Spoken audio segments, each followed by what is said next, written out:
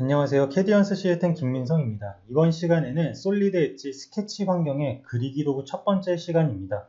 세부 기능으로는 선과 점, 그리고 사각형, 다각형에 대해서 한번 알아보도록 하겠습니다. 그러면은 솔리드 엣지 화면을 띄워서 설명드리도록 하겠습니다. 이번 시간에 사용해 볼 도구는 홈 탭에 있는 스케치 그룹 안에 스케치 도구입니다. 스케치 도구를 선택하게 되면 솔리드 엣지에서는 어떤 도구를 선택하던 간에 무조건 특정 단계에 거쳐서 도구를 사용할 수가 있는데요. 스케치 같은 경우에는 첫 번째 단계가 평면 단계, 그리고 두 번째 단계는 스케치를 그리는 단계입니다. 그래서 평면 단계에서 할 수 있는 작업은 전 시간에 알아봤던 평면에 대한 설정을 통해서 평면을 잡을 수가 있고요. 저는 일치 평면으로 XZ면을 찍어서 스케치를 한번 그려보도록 하겠습니다. 첫 번째로 알아볼 기능은 선이고요. 선을 선택한 뒤에 클릭과 클릭을 통해서 선을 그릴 수가 있습니다. 그래서 클릭을 할 때마다 이렇게 선을 그리실 수가 있고요. 만약에 여기에서 특정 단축키를 누르게 되면 선에 대한 모양새를 조금 바꿀 수가 있습니다. 첫 번째 단축키는 Shift입니다. Shift 같은 경우에는 15도 각도로 해서 선을 그릴 수가 있고요. 그 다음은 알파벳 A를 누르게 되면 이렇게 원호를 생성할 수가 있습니다. 그리고 다시 알파벳 L을 누르게 되면 라인을 다시 그릴 수가 있고요. 이 상태에서 알파벳 S를 누르게 되면 대칭되는 선을 그릴 수가 있습니다. 지금까지 설명드린 단축키에 대한 정보는 하단에 있는 프롬프트 바에 상세하게 나와 있고요. 이 프롬프트 바를 참고하셔서 단축키를 사용하시면 됩니다.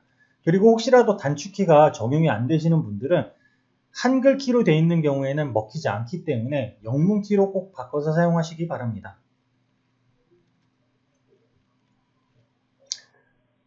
그래서 선에 대한 기능을 알아봤었고요.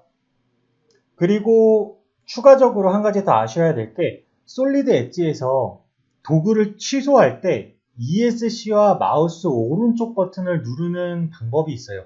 근데 두 가지 방법에 대해서 확실한 차이가 있기 때문에 한번 그거에 대해서 알아보도록 하겠습니다. 자, 선을 이렇게 그리다가 제가 마우스 오른쪽 버튼을 눌렀을 때 어떻게 변하는지 한번 잘 보도록. 마우스 오른쪽 버튼을 눌렀을 때 이 도구가 과연 어떻게 되는지 한번 알아보도록 하겠습니다. 자, 우선은 여기에서 봐주셔야 될 부분은 이 부분이고요. 제가 마우스 오른쪽 버튼을 한번 눌러보도록 하겠습니다.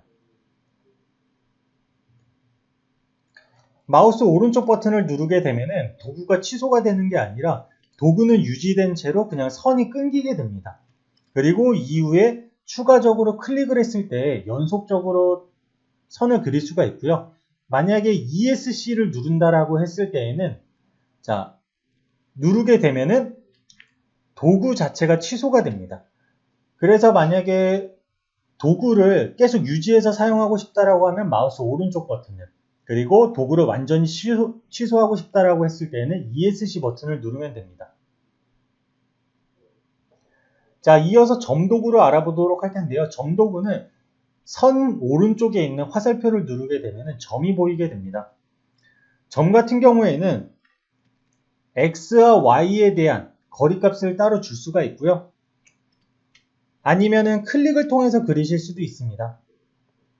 그래서 정확한 위치를 원한다라고 했을 때에는 X와 Y 값에 대한 값을 입력해 주게 되면 정확한 위치에 이렇게 점을 표시할 수가 있습니다. 이번에는 사각형입니다. 사각형을 그리는 방식은 총 3종류가 있고요. 중심으로 직사각형 같은 경우에는 마우스를 클릭한 곳이 사각형의 중심이 되게 됩니다.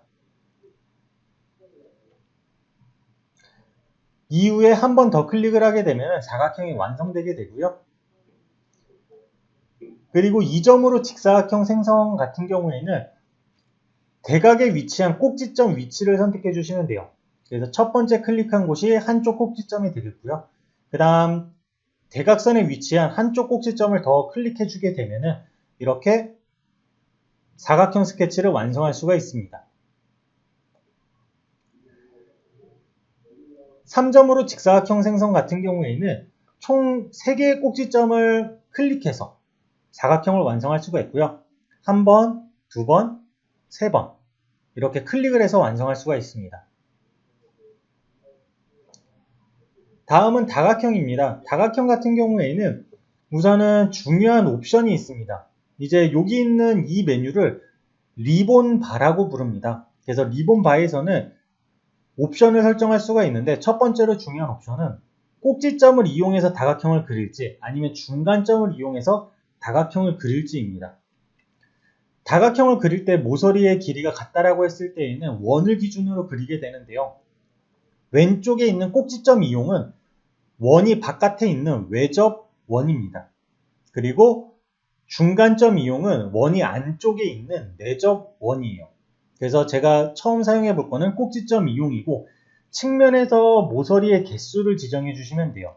예를 들어서 삼각형을 그리고 싶다라고 했을 때 3을 입력하고 거리값을 입력해 줘 보도록 하겠습니다. 거리값은 30을 입력해 줬고 여기 옆에다가 다각형을 클릭하게 되면은 이렇게 회전하는 다각형이 생성이 돼요. 이 상태에서 한 번 더 클릭을 해주게 되면은 다각형을 완성할 수가 있습니다. 그리고 아까 입력하셨던 요 거리값 같은 경우에는 원의 반지름 거리예요.